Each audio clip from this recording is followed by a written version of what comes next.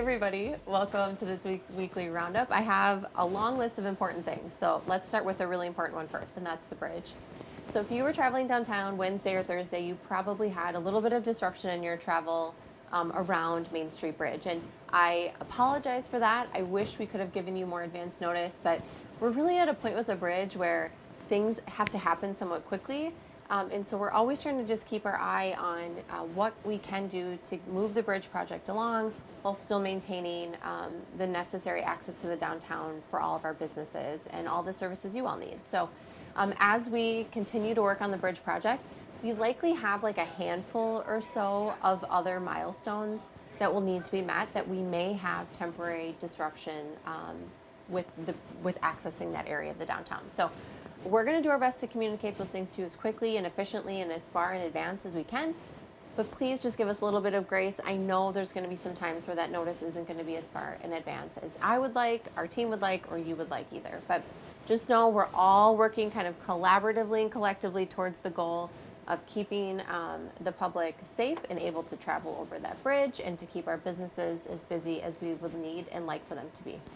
So more to come on the bridge. What they were doing this week, though, was soil borings. Those soil borings are going to tell us a little bit of information about what's under the roadway and under the sidewalk. And then we should have some pretty good news, good being we know the direction that we're finally moving in a couple of weeks. So I'll keep you updated. Boomer Street. So Boomer Street project is finally done. That project moved along really nicely. I'm really glad to be able to share with you that by the end of the day today, which is Friday, that roadway should be open. So again, that realignment project was one that was partnered with the state and federal governments, and that was in order to move the roadway so that we had greater safety over the runway approach protection zone. So we've successfully relocated that section of the road, and the road will be open. The contractor will come back in the spring to do some stormwater work and then some restoration work that may be needed to landscaping. On the fire station, we had a big milestone last week with the fire station. So the majority of our common council voted in favor of the necessary funding to construct the fire station. So the fire station design should be complete in January, end of January, and then we'll put that project out for bid mid-February-ish. And then we'll begin construction in the spring. So it is a super exciting milestone, something that we've needed for many, many years. And it will just allow us to be able to serve the public even better and allow our fire department the kind of safety needs that they need and the training space that they need as well. So we're super grateful to our Common Council and to this community for the support that you've all given to this fire station project. Another big one last week, we passed the 2024 budget, which was huge to be able to get that completed. If you remember, I've been talking to you about this since June. So that's how long that process takes. But we are really pleased with the budget that we're putting forward. So the budget that was approved by the Common Council is the lowest levy increase in over a decade, which I'm proud of, frankly. Prices are only going up. We're not immune to those prices.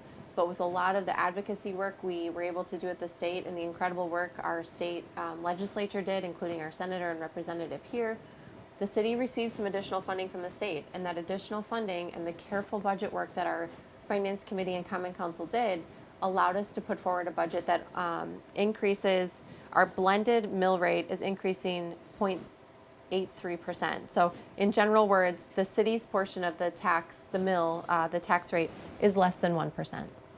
A less than 1% increase in a time where, inflationary increases are, 8 times that at times. So really proud of the budget that we're putting forward, and I'm really proud of what we'll be able to achieve with the funding that we've been allocated as well.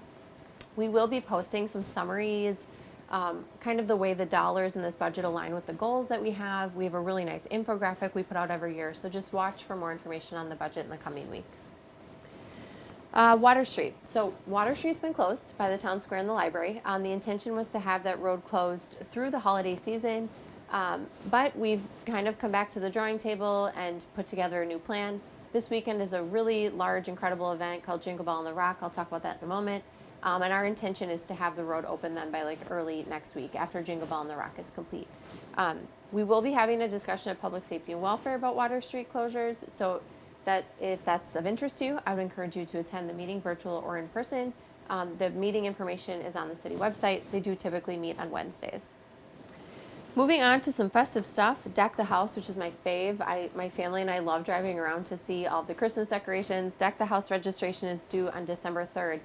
Watertown really shows up. Like this is a county-wide event, and Watertown really we're normally pretty good.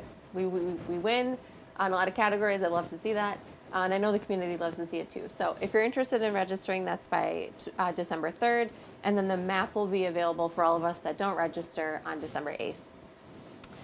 Santa House is still at the square, and we have hours posted on the Main Street page, on tourism, I'm sure on our Park and Rec and Town Square page. So if you're interested in Santa House hours, there's lots of places where you can find those. Also on the holiday front, at the square, we have the trees that were decorated by all of our area businesses. That voting ends on the 15th of December. So make sure that you head down to the square, use your phone, scan a QR code, and vote for your favorite tree in the square. On the recreation front, we are opening, I think, later today, so later Friday, pool passes for 2024. This is a really good Christmas gift. I mean, the pool, indoor and outdoor, are great activities for families or individuals. You can do an individual pass or a family pass. So those are opening up later today. We're registering right now for high school level intramural basketball, ballet, tap, and dance. We do have the Puzzle Hustle registration up. That's on December 21st. And then there are a bunch of activities that Park and Rec is planning over the winter break. Those are open for registration already. So if you're interested in early registering for those, check out their Facebook page. The library is doing an adult winter coloring contest, some jewelry making classes for beginners, and then for the teens, they're doing a Marvel meetup for food discussion, all things Marvel. So lots of opportunities to get out and enjoy the community and one another. Monday, so this is an important one. On Monday, the holiday train is coming. So last year we were super lucky and we got the holiday train on a weekend. This year we have it, we're so lucky to have it, but we have it on Monday. So they will arrive at 7:50. The program will go from 8 to 8:30. We're gonna start some festivities, if you will, out at Bran Quirk around 6 p.m. So we will have hot chocolate treats and then those light up toys that we had last year, but we can only do cash. So please make sure you bring cash to that event. We'll also have the paths through BQ lit. So we'll have a candlelight hike, and all that will start around 6 p.m. Please remember, this is an opportunity to support our local food pantry, so we will be accepting donations of cash or non-perishable food items. On the jobs front, we have a couple of really key positions open right now. Today, we're opening our recruitment for our fire chief.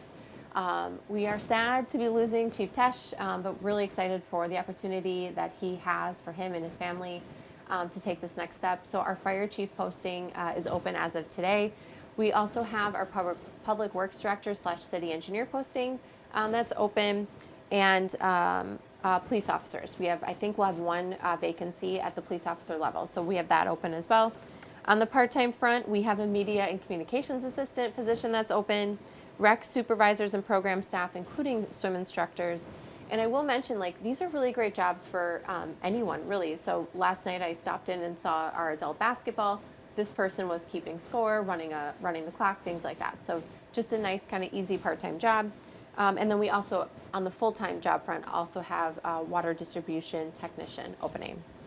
Okay, here comes the weekend rundown. It's longer than normal, and I had to write notes for this one because there's so much going on. So tomorrow, Saturday, is Jingle Bell on the Rock at the Square, and I'm so excited for it. I'm so thankful to everyone who's worked so hard to organize it.